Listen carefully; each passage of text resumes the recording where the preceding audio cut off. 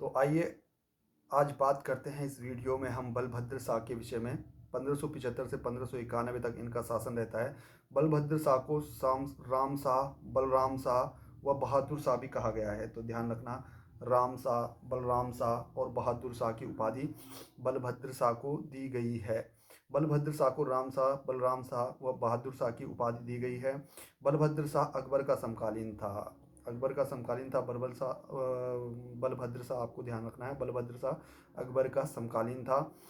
शाह की उपाधि धारण करने वाला यह पहला शासक बलभद्र शाह था। अब देखिए, यहाँ तक हमारे जो बलभद्र शाह तक से पूर्व के जो हमारे गढ़वाल के नरेश रहे हैं, उनके आगे पाल लगता है, जैसे अनंत पाल, अजय पाल और सहज पाल, जगत पाल, ठीक है।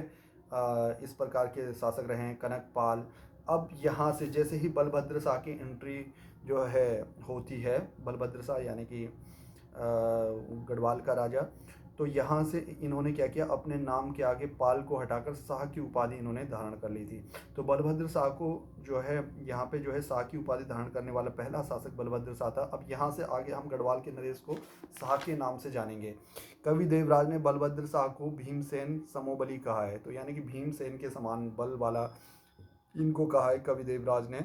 बधानगढ़ युद्ध बलभद्र शाह और रुद्रचंद्र के बीच लड़ा गया था। जैसे कि कुमाऊं का इतिहास पढ़ते समय हमने बधानगढ़ युद्ध के बारे में बात की थी, जिसमें पुरुषपंत जो थे रुद्रचंद्र के सेनापति थे, उसके विषय में बात हुई थी कि वो मारा गया था बधानगढ़ के युद्ध में, आपको ध्यान होगा। तो बधानगढ़ युद्ध बलभद्र शाह और रुद्रचंद्र के बीच लड़ा गया था। इस युद्ध में बलभद्र शाह ने सुखलदेव कत्यूरी शासक की सहायता लेकर, अब ये कत्यूरी शासक था सुखलदेव, इसने सहायता की थी। बलभद्र की सहायता यहाँ पे करते हैं सुखलदेव। सुखलदेव थे कत्यूरी शासक। तो क्या हुआ कि यहाँ पे रुद्रचंद ने क्या किया, रुद्रचंद ने गढ़वाल पर आक्रमण करने की योजना बनाई कि हम गढ़वाल को विजित करेंगे। तो गढ़वाल को विजित करने के लिए रुद्रचंद की सेना चल दी थी। तो उसके बाद तराई क्षेत्र में जब इनकी सेना आती है गढ़वाल पर आक्रमण करने के लिए, तो तराई में उस समय शासन कर रहा था, कत्यूरियों का शासन चल रहा था। तो कत्यूरियों के शासक वहाँ पे थे सुखलदेव। तो सुखलदेव और बलभद्र शाह के बीच में अच्छी मित्रता थी।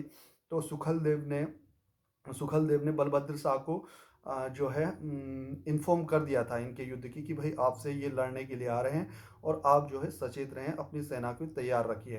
तो यहाँ पे इस युद्ध में सुखलदेव ने बलभद्र शाह की सहायता की थी और रुद्रचंद को पराजित किया।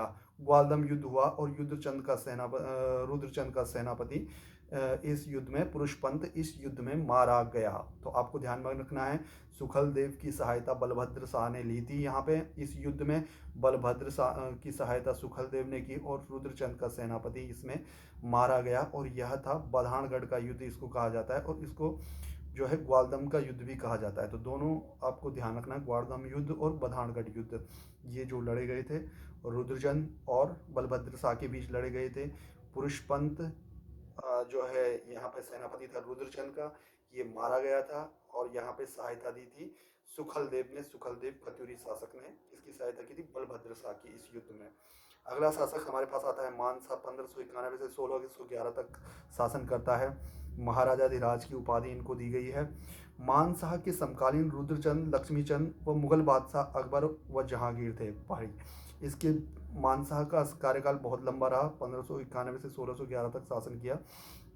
और तीन तीन सेनापति इसके तीन तीन जो है इसके वो समय के जो है मुगल बादशाह रहे हैं। यानी कि मुगल बादशाह दो रहे हैं, अकबर और जहांगीर। अकबर और जहांगीर दोनों का समकालीन था, यानी कि दोनों का राज देखा इसने, अकबर का भी और जहांगीर का भी।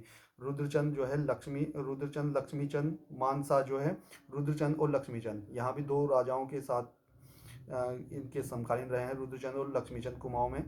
और मुगल बादशाह इनके जो समकालीन थे वह अकबर व जहांगीर रहे हैं। बहुगुणा वंशावली में मानशाह को बद्री सवतारण बद्री सवतारण की उपाधि दी गई है। तो बद्री सवतारण की उपाधि बहुगुणा वंशावली में इनको दी गई है। मानशाह के राजकवि भरत कवि थे, जिन्होंने मानवोदय काव्य की रचना संस्कृत में की थी। तो जैसे कि पहले भी हमने बताया भरत कवि मानवोदय काव्य के विषय में, यह मानशाह के दरबार में कवि थे जिन्होंने मानवोदय काव्य की रचना की। और ब्रिटिश लेखक विलियम फिंच ने अपनी पुस्तक the early travel in India में मानशाह का विवरण किया है। ये बहुत ही ज़्यादा मोस्ट एंड मोस्ट इम्पोर्टेंट होते हैं दोनों। मानवोदय काव्य, मानवोदय जो है काव्य के रचनाकार भरत कवि भी मानसा के दरबार में रहे हैं। और एक ब्रिटिश लेखक है विलियम फिंच, और इनकी एक पुस्तक है the early travel in India, इसमें मानसा का विवरण इन्होंने किया हुआ है। ज्योतिक राय भरत कवि को मुगल दरबार में कहा गया है। तो मुगल दरबार में जो भरत कवि का नाम था वह ज्योतिक राय था। मानशाह ने जीतू बगड़वाल को भोट का ठोकदार नियुक्त किया था। जीतू बगड़वाल की कहानी आपने बहुत सुनी होगी गढ़वाल में। तो मानशाह के समकालीन थे जीतू बगड़वाल, और जीतू बगड़वाल को मानशाह ने जो है भोट का ठोकदार भी नियुक्त किया था। मानशाह ने श्रीनगर में मानपुर नगर को बसाया था। श्रीनगर में मानपुर नगर बसाया इन्होंने। मानशाह के शासनकाल में चंद नरेश लक्ष्मी चंद ने गढ़वाल पर 8 बार आक्रमण किया। देखिए, जिस समय बात मैंने की थी कि गढ़वाल नरेश पर ये 8 बार आक्रमण करते हैं लक्ष्मी चंद, जिस समय लक्ष्मी चंद की बात हो रही थी, तो 8 बार आक्रमण किए थे। किसके साथ? मानशाह के साथ युद्ध लड़ा, और 7 बार तो इन्होंने इसको जो है पराजित कर दिया था मानशाह ने लक्ष्मी चंद को। 8वीं बार वह विजित हुआ। अंतिम युद्ध में गढ़वाल सेना का नेतृत्व खदर सिंह ने किया था।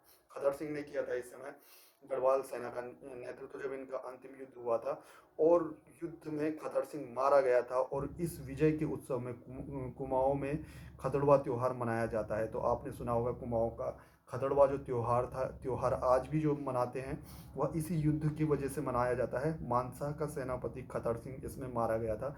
वहाँ पे एक प्रथा हो गई कि हम खदड़वा त्यौहार मनाएंगे, जैसे कि हमारे यहाँ दशहरा होता है, रावण की मृत्यु के उपलक्ष्य में होता है, तो वैसे ही खतड़वा त्यौहार वो लोग मनाते हैं खदड़ सिंह की मृत्यु के उपलक्ष्य में।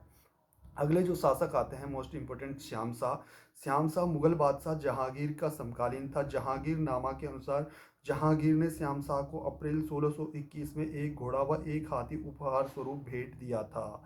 तो यहाँ पे मोस्ट इम्पोर्टेंट ये आता है कि गढ़वाल के किस शासक को जहांगीर ने एक घोड़ा और एक हाथी उपहार स्वरूप दिया था, तो वह श्याम शाह को दिया था। श्याम शाह के बहुत ही अच्छे संबंध रहे हैं मुगल बादशाह जहांगीर के साथ। श्याम शाह ने राजधानी श्रीनगर में शामशाही बगानी का निर्माण कराया था। तो श्रीनगर में इन्होंने शामशाही बगानी का भी निर्माण कराया था श्याम शाह ने।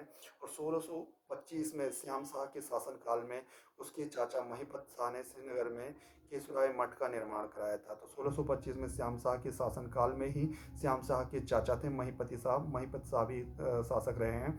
तो इन्होंने जो है श्रीनगर में केसुराय मठ का निर्माण कराया। तो आपको ये ध्यान रखना है, क्वेश्चन आ सकता है कि केसुराय मठ का निर्माण करने वाले शासक कौन थे? तो महिपति शाह थे। और किसके शासनकाल में ये बनाते हैं? इसे श्याम शाह के शासनकाल में बनाते हैं केसुराय मठ को।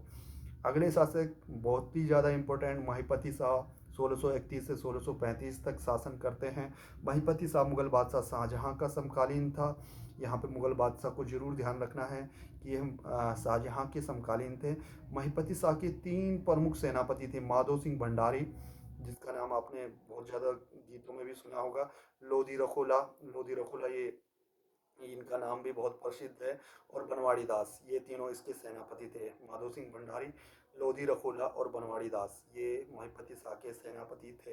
रघुनाथ मंदिर में माधो सिंह भंडारी का रजत अभिलेख मिलता है। तो रघुनाथ मंदिर से ताम्र अभिलेख किसका मिला? जगतपाल का। ध्यान रखना, 5 अभिलेख किसके मिले थे? 5 अभिलेख अभी थोड़ी देर पहले आपको बताया था। 5 अभिलेख, 5 जो अभिलेख मिले थे सहजपाल के मिले थे। ठीक है, सहजपाल के 5 अभिलेख मिले थे। और इसके बाद 5 अभिलेख सहजपाल के मिले थे। और जो चांदी का अभिलेख है वो हमारे महिपति शाह का यहाँ पे मिला हुआ है। तो चांदी के अभिलेख के लिए आपको ध्यान में रखना है, महिपति शाह को चांदी का अभिलेख यहाँ से प्राप्त हुआ है। ठीक है, रघुनाथ मंदिर में माधो सिंह भंडारी का रजत अभिलेख मिलता है। इस अभिलेख में गजय सिंह पुत्र, माधो सिंह भंडारी के पुत्र थे गजय सिंह, और मथुरा बोराणी इनकी पुत्र वधु थी, और अमर सिंह इसके पुत्र थे। तो इनका जो है उल्लेख मिलता है। लोधी रखोला दापा पर आक्रमण किया था इन्होंने, तो दापा पर अधिकार किया था। तो लोधी रखोला बहुत ही महत्वपूर्ण इनके सेनापति रहे हैं महिपति शाह के। इन्होंने दापा पर आक्रमण किया था और दापा को अपने अधिकार क्षेत्र में ले लिया है। दापा हमारे जो है नेपाल में आता है। और बनवाड़ी दास को कुमाऊं अभियान में भेजा गया था। उसके बाद काकूमोर का युद्ध हुआ, तिरमल चंद और महिपति शाह के मध्य हुआ था काकूमोर का युद्ध। यानी कि महिपति शाह बहुत ही ज़्यादा इंपॉर्टेंट शासक रहते हैं, यहाँ पे युद्ध लड़ते हैं, अच्छे सेनापति रखते हैं, अच्छी इनकी सेना थी। मोलाराम ने महिपति शाह को महाप्रचंड भुजदंड की उपाधि दी है। तो मोलाराम गढ़वाल के एक लेखक हैं, बहुत अच्छी लेखक और चित्रकार दोनों हैं, कवि और चित्रकार। मोलाराम ने महिपति शाह को महाप्रचंड भुजदंड की उपाधि दी है। रानी कर्णावती का नाम आता है इसके बाद, बहुत ही ज़्यादा इम्पोर्टेंट है रानी कर्णावती। तो आइए रानी कर्णावती के बारे में अगले वीडियो में बात करते हैं, क्योंकि 10-10 मिनट का हमारा वीडियो होता है, अभी अपना टाइम हो चला है। तो अगले वीडियो में हम रानी कर्णावती और पृथ्वीपति शाह के विषय में चर्चा करेंगे।